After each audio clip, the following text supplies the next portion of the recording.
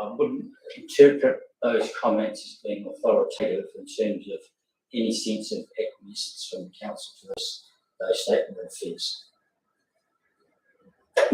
So the submission you put into the DPHI was really clear and strong, and I have confidence that council are doing the right thing to protect our assets. What I'm concerned about is Winterbourne's attitude to council and our assets.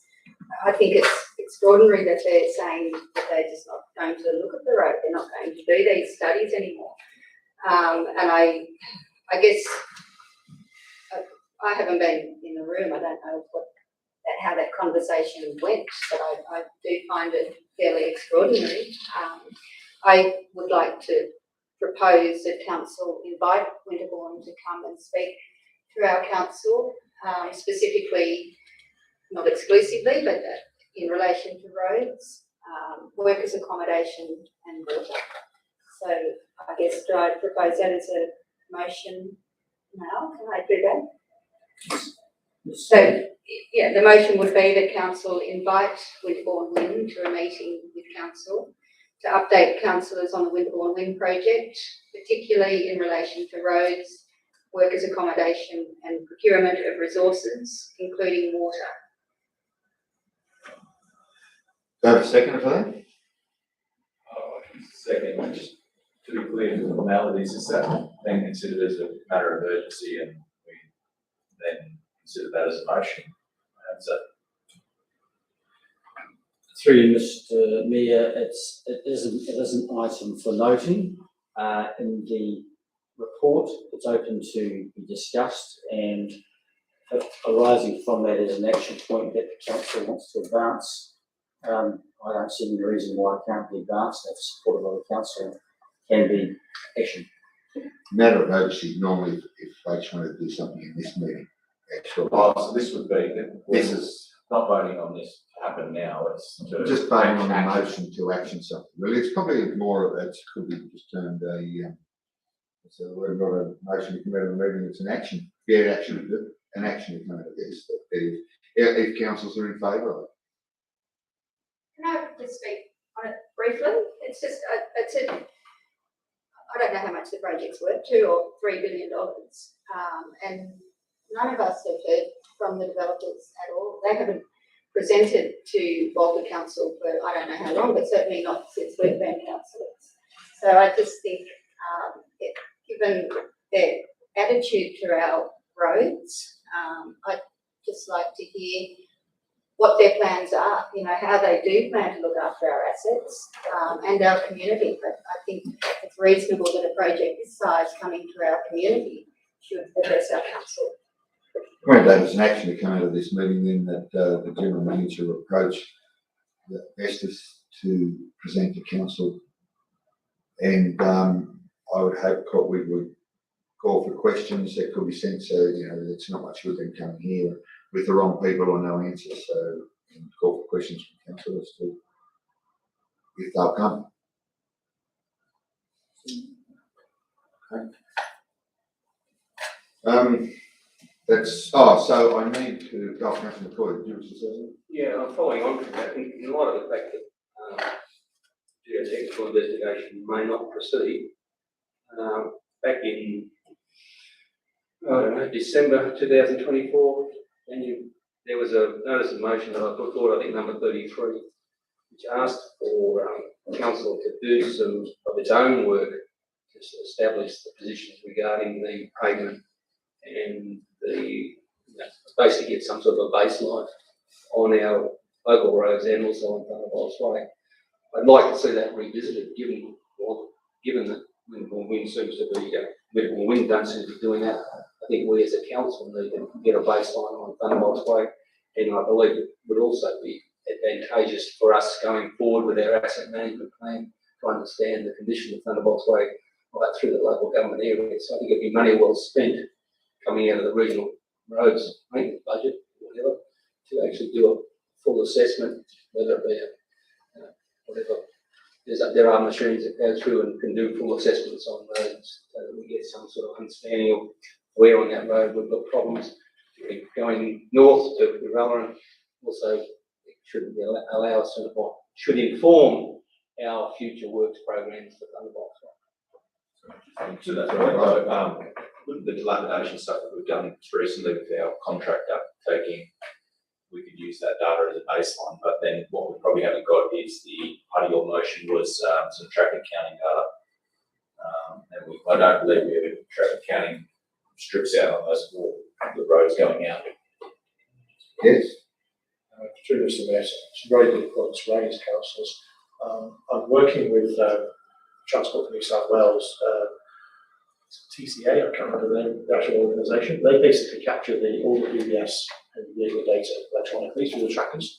So what we should be able to do, or what we will be able to do, I've done it previously, is actually get all our heavy vehicle movements across the whole network electronically, such that you can see all the vehicle movements on every road and track. We wouldn't be just concerned with heavy vehicles, we'd be concerned with light vehicles right through as well. Because of the increase in traffic movements across our, the idea of that motion 33 was to get based on data about traffic volumes to see what the increase is, so that when we can apply, the potential effects to our roads due to the increased traffic. Yeah, thank you, councillor. The majority of damage is done by heavy vehicles, vast majority of damage is done by heavy vehicles. One other point, just to bring you up to date on this is we've got 3 major programs of works that are going to be delivered in the LGA in the next 3 to 5 years. First one we talked about already, which is the disaster recovery works. The second one is the works associated with Windfall, and the third one is the works associated with the third one is the works associated with the Energy Code programme. Now, there's a number of roads that may be impacted by more than one of those programmes of work. So one of the things myself and the roads manager are looking at the moment is what condition the road needs to be rebuilt to, so it fulfills the future requirements that are put on it. So we don't end up rebuilding the road once for disaster recovery, second time for winter warming, and third time for Energy Code. We actually work what we need to do right first time. So that's a really important point. So in terms of the condition assessments of the roads, we've done about 65% roughly of assessments of the network now relating to flood recovery. So that gives us a physical condition assessment, and that will be completed in the next few months. So we will have a very good understanding of the condition of the roads visibly. The cost of going out and doing geotech surveys, for example, of all the roads would be significant. There's no doubt about that. My position at the moment is that we work with the projects coming up to actually make sure we get enough background or baseline data, which will have to inform their designs of our road network management, such that we can actually safely impose those loads, both in terms of underlying ground conditions, pavement thickness, and then of course potentially widening of roads as well, because some of these loads, I think, are 400 tonnes or more, and significantly wider than one lane in places. So there's potential for a significant, in 5 years' time, a significantly different road network. And my aim is that we first of all rebuild those roads right first time, so we don't have to keep going back and rebuilding them for different road cases. Secondly, we protect the value around our roads for the future as well, so they don't all fall apart in 5 years' time. okay, so with that, I might move a motion that all items in 10 and 11 be moved by exception, and they're all moved at once. Anybody got an objection on that? If not, can I have a second? I've got one more. What's that, Terry? I've got one more. We're not going down rabbit holes, if that's okay. This is what we try to avoid. Yeah, can I say one? Well, I've got one that was taken, I pointed out before the Oxford Memorial, shoddy workmanship, cement birds, I guess it is, it's just really poor, particularly if you come down lecture, it's just, Yeah. and, it's sort of left outstanding, so. Okay, can I have a second to that recommendation, please? Councillor Houston, anybody who speaks against it, for it, all those in favour? They're unanimous. Okay, refer to closed council.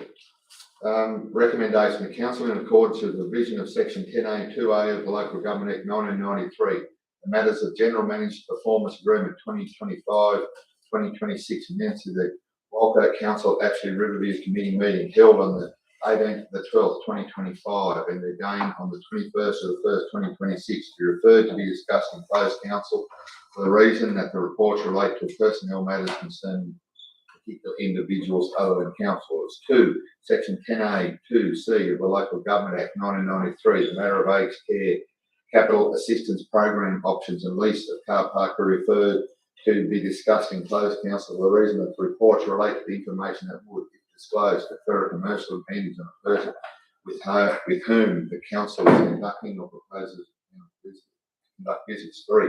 Council resolved into closed council and the press and public be excluded. Can I have a mover of that, please? Councillor Houston, secondly, Councillor Ulrich. All those in favour?